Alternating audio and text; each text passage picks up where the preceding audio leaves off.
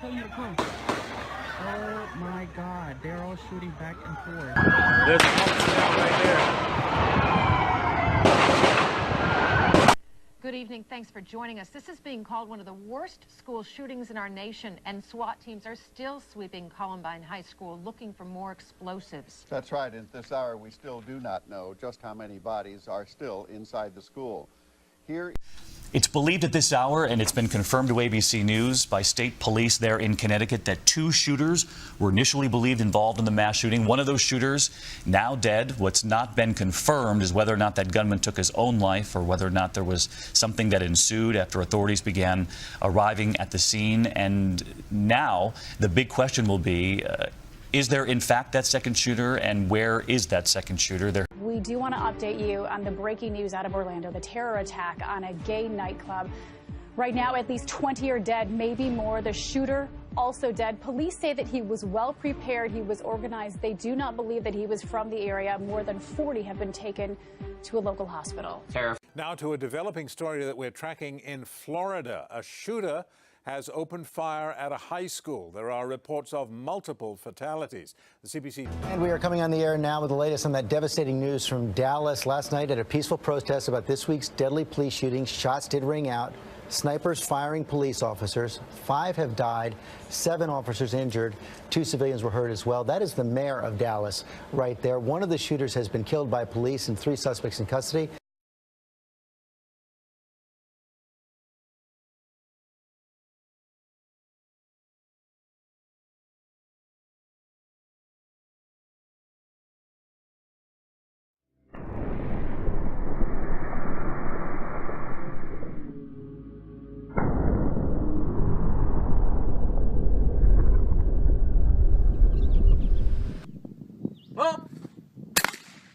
Many people think that the solution to all the gun violence that is happening in America is to take away guns from all the citizens. However, this solution would not work, as it would only take away guns from the law-abiding citizens who would not be committing acts of gun violence in the first place. The best solution to solve the problem of gun violence in the U.S. is to get to the root of why people are committing acts of gun violence and try to solve the problems that are causing gun violence to happen instead of taking away guns. So we're pulling into Kenmore shooting range to interview a guy by the name of Joe Rinaldi. He is the president of the shooting range. Unfortunately, he did not want to be filmed for the interview, but he is okay with us giving an audio recording of the interview. So we will get that audio recording, and he's a very knowledgeable person about guns and anything related to guns. So this should be an awesome interview for our documentary. Okay, my name is Joe Rinaldi. I'm the president of the Kenmore Gun Range, but my conference here today is not as a representative of the gun range, but rather as a person who has been involved in as a firearms instructor, and a person who's been in law enforcement and now is involved in a pretty prestigious shooting club. Gortz has played football his freshman year and seemed to fit in, though today some classmates say he'd been complaining recently that he'd been bullied. Teenage suicides and school shootings that are committed by students occur far more frequently now than they used to, and Joe explains why. Bullying, if you will, the issue of bullying has always existed. It existed when I was your age and I was in school. The difference was then, if somebody was bullying you, you could get away from them. You know, you hung out with your little group, you know, whatever that is, you know, the nerds, the whatever they are, okay? And you could pretty much avoid them when you saw them coming. You could kind of get out of the way. But with the advent of social media, how do you get away? Facebook, Instagram, you know, this and that. I mean, you're constantly getting pounded with a negative self-image. We all know that bullying causes depression. And we also know that depression is one of the main reasons for teenage suicides and homicides. So if we can stop bullying, this will take care of lots of teenage deaths by suicide and homicide.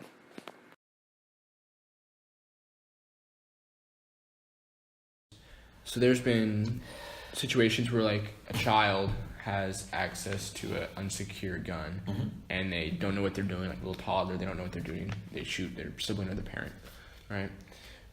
Do you think that the people who own a firearm should be required to keep maybe the ammo and the gun separate, or maybe if they want to keep it loaded, keep like a trigger lock on it, or keep it in a secure container, or gun safe? Yes, yes, and yes. I think that any activity that you have that requires some vigilance, you need to be prepared to deal with that in a very direct manner. For instance, in my own home, I have 2 safes, but then I also have an ammunition locker. So if they were to get to one, they're not. See, a gun is an inert object without ammunition.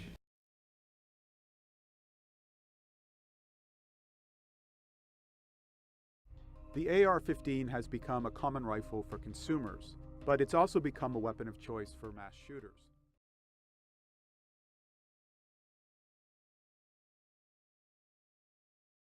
The boogeyman is the AR platform, right? The AR platform, one of the reasons it's gotten so popular is because it's cheap. You know, people can afford them.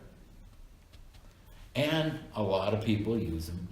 Contrary to popular belief, a lot of people use them for hunting. Most anti-gun people think that anyone that owns a gun is a bad person. Here, Joe explains the 3 types of gun owners. Here's what a lot of anti-gun people don't understand. There's basically 3 types of gun owners. The first type of gun owner is a person who is owning a gun, say, for personal or self-defense. Okay, that's more in a tactical range. You know, I carry lots of money. You know, I'm a jeweler. I've got to go back and forth from my car. I'm carrying, you know, for self-preservation.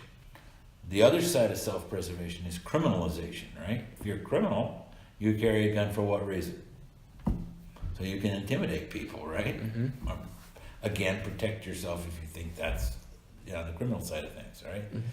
Now there's 2 other categories of gun owners. The second category is the category of people who come to a place like this. This is a shooting range. People come here to improve their, you know, we have rifle matches, we have pistol matches, we have a shotgun shoot tonight at 5 o'clock, you know, a competitive shoot, which I'm going to be involved in. And so it's a more competitive thing. It's a sport. It's a sports aspect of it. There's a sign right there. Sign that the shooting sports is the only sport in all the Olympics that's in both the Summer and the Winter Olympics. So it's considered part of the sports world, you know. So that's an important thing to know, okay? That's the second category. The third category is collectors. What a lot of anti-gun people don't understand about collectors is that guns are valuable. Example, I know several guys up at Shotgun that are very wealthy people. I know one guy that bought a particular shotgun. He paid $42,000 for it. Should we add a drug test to be able to purchase a gun? Oh boy, that's an interesting proposition. That's an interesting question and a very good one. I would say yes and no, and for 2 reasons. We currently live in a state that has legalized marijuana. So the question is marijuana, has marijuana impair your judgment? Does it impair your judgment? I wouldn't recommend smoking a joint and then going shooting guns at all. But theoretically, it's legal. Theoretically. but it's also theoretically legal to drink. And I happen to know that guns and alcohol absolutely don't mix. Mm-hmm. It's the source of tremendous,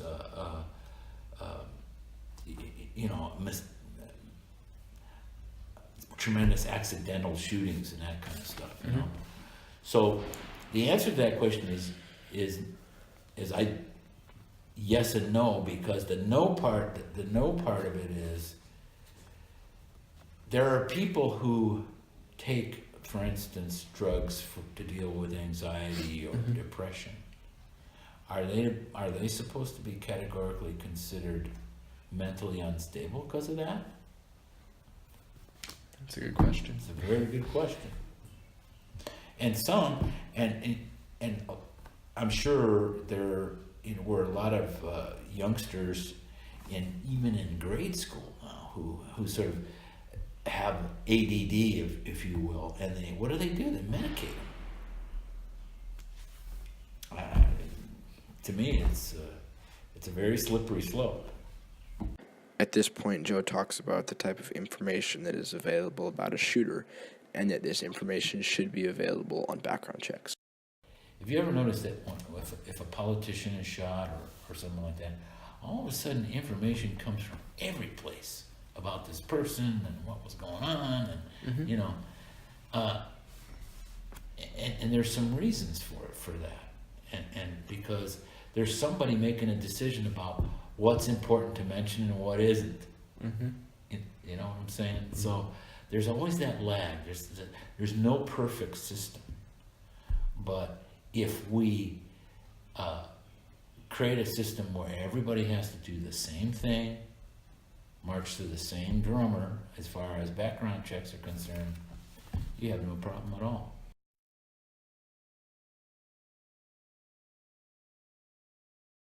So here at the range, what precautions around firearms do you guys take on a daily basis?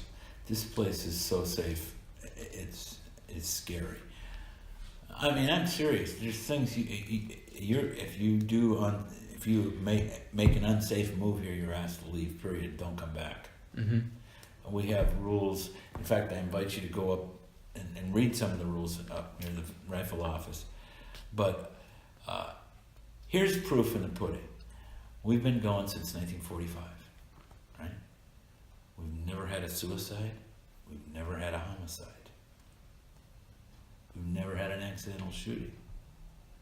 We've had a few people get whacked in the eye because they mounted the scope too close on their rifle and the recoil got them or something. That's quite a record. That's 72 years. That is pretty good. Yeah. Yeah, it's pretty good. And we don't do things like we have no silhouette targets here, so no human targets. And if you bring one here, you're asked to leave. We only allow people to shoot one round at a time, no rapid fire. In fact, we had a board meeting last night, and that came up for people. They wanted to, a pistol, they wanted to shoot 3-4 rounds at a time, and we had to say no.